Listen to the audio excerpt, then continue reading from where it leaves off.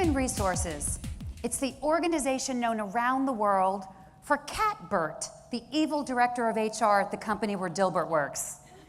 Personally, I have no idea why HR is characterized that way, even if it is for fun. Catbird is a much better characterization. Why? Because the truth is, in the area of employee engagement, human resources is sitting in the catbird seat, otherwise known as an enviable position. So let me explain. HR serves two masters. They serve all of your employees, and they serve the senior leadership team. And I'm sure there are days when they feel like those groups' needs are not aligned.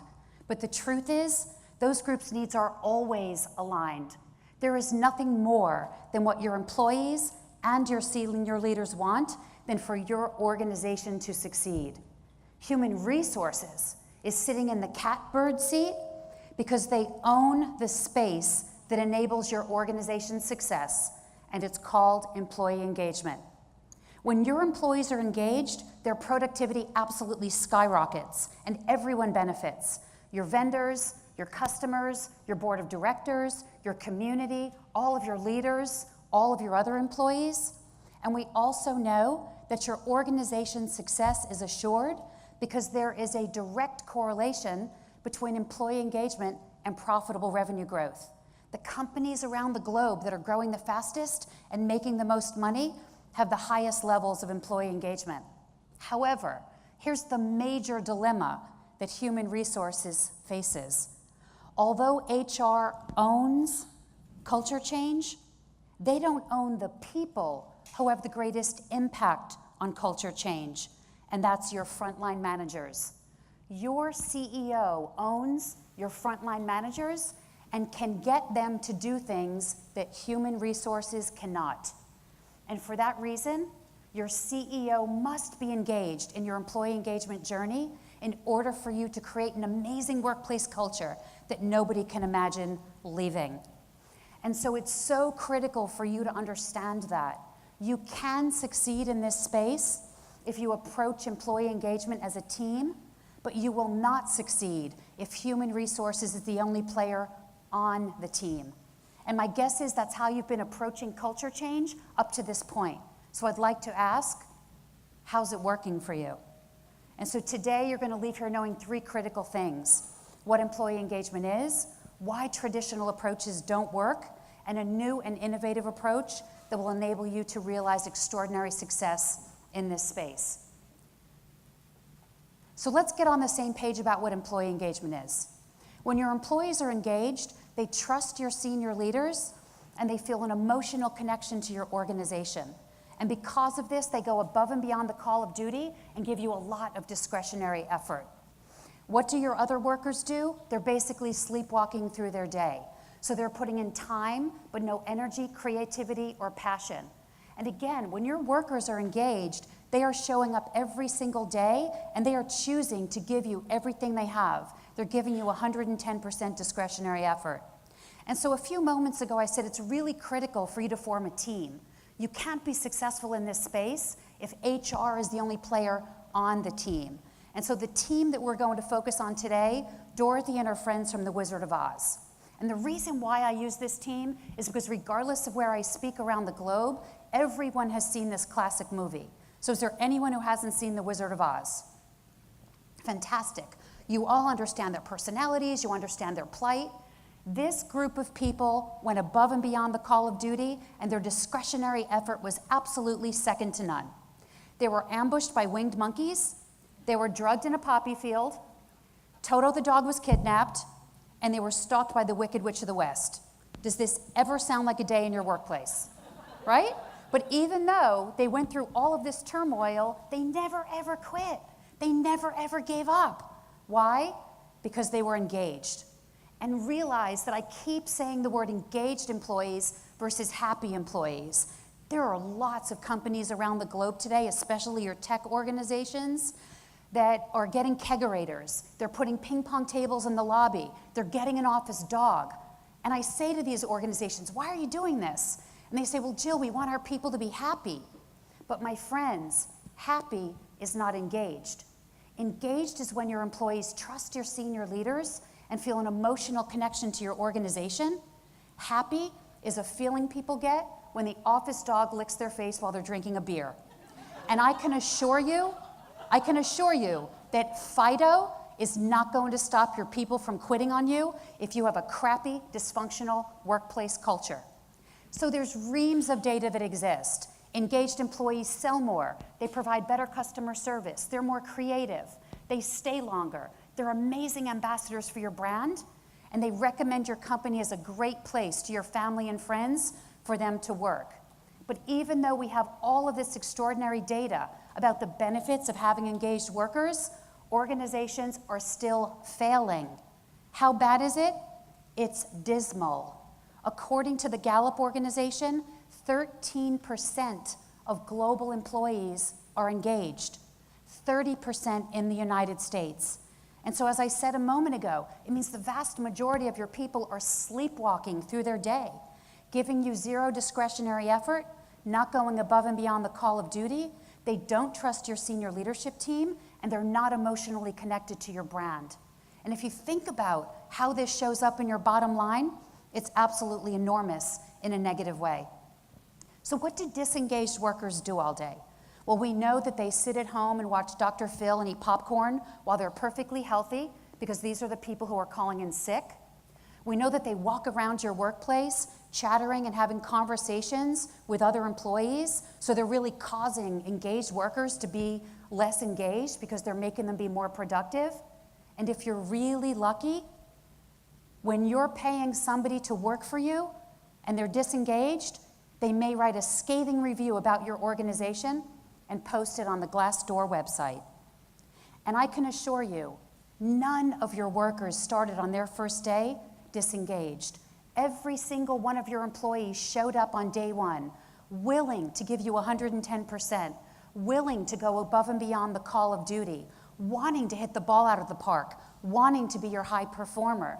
But our dysfunctional business cultures chip away at people's spirits over time. And we cause people to move from a state of engagement to a state of disengagement. And it's really, really such a global epidemic. It's not something that is just happening in one industry, in one country, with one generation. It's absolutely prolific. And so again, what does it look like when virtually 2/3 of your people have checked out?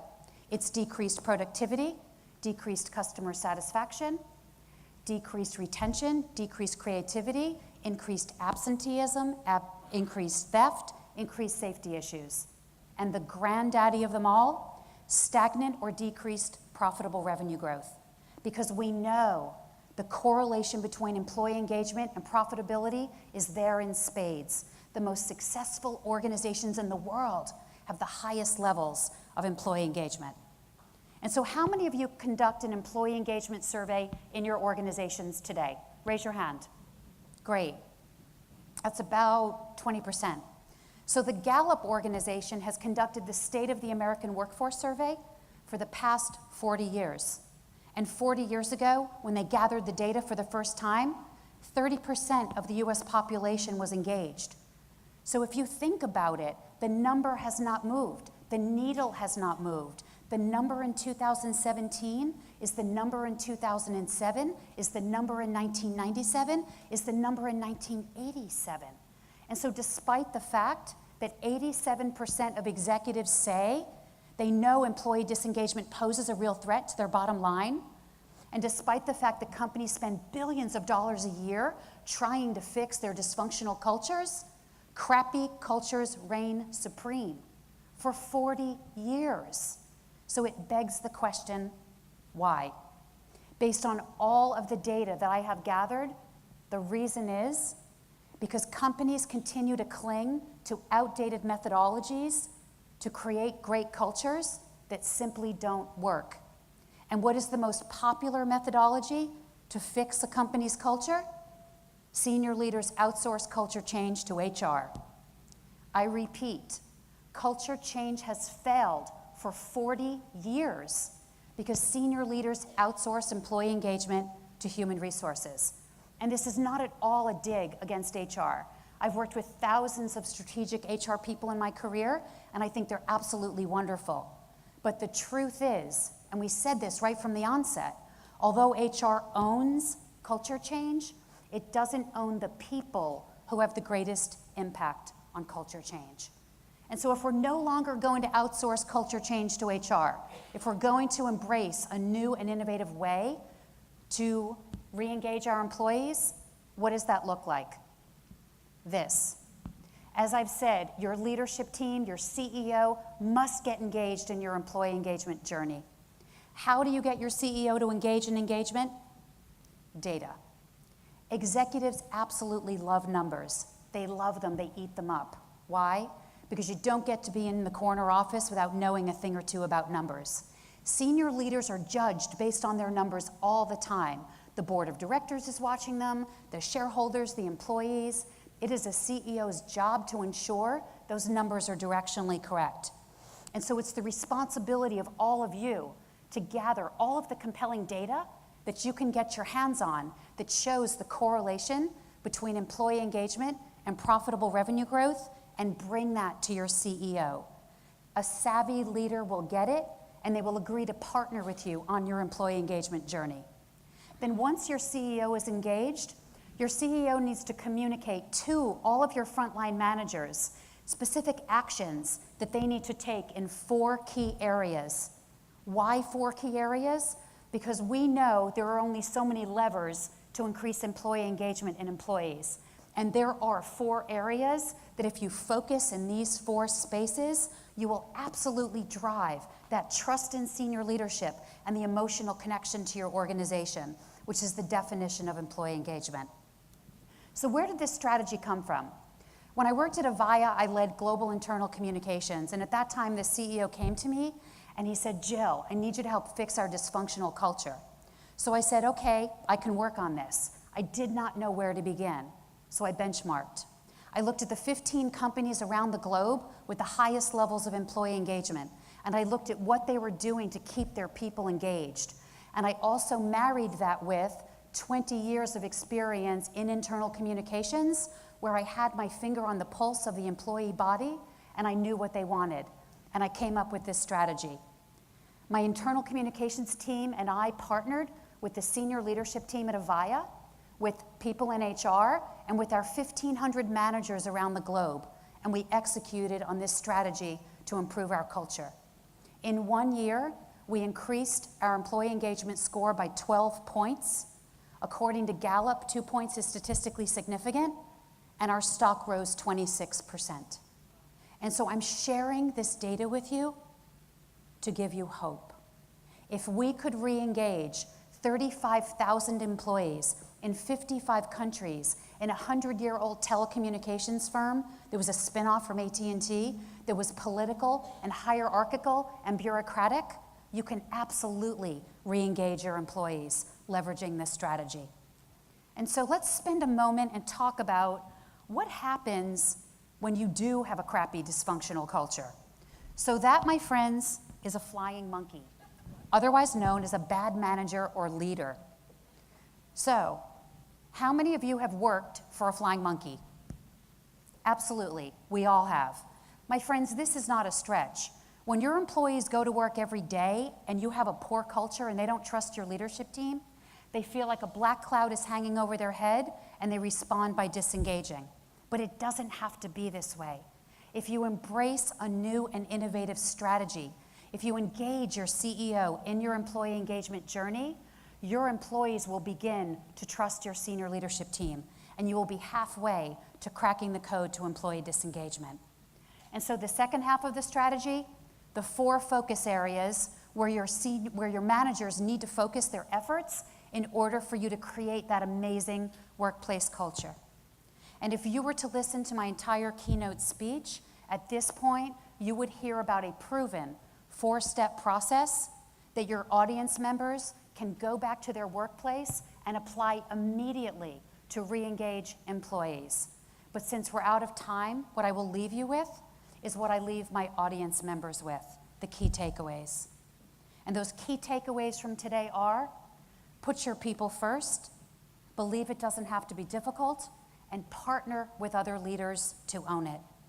As the title of my book says, if not you, who? You chose to be a leader, which means you're a dealer in hope. And with that choice comes an enormous responsibility to ensure your organization succeeds. There is no quicker path from point A to point B than for you to re-engage your most valuable asset. We know that engaged workers give you blood, sweat, and tears, and disengaged workers give you scraps. It's the truth. And for that reason, your disengaged employees offer you the greatest untapped potential for you to improve productivity, performance, and profitability, period. And finally, never, ever, ever doubt your ability to meet or exceed your employee engagement goals. You have everything inside of you that you need to succeed. Everything. You have the power. You always did. You just have to go back and unleash it. Thank you.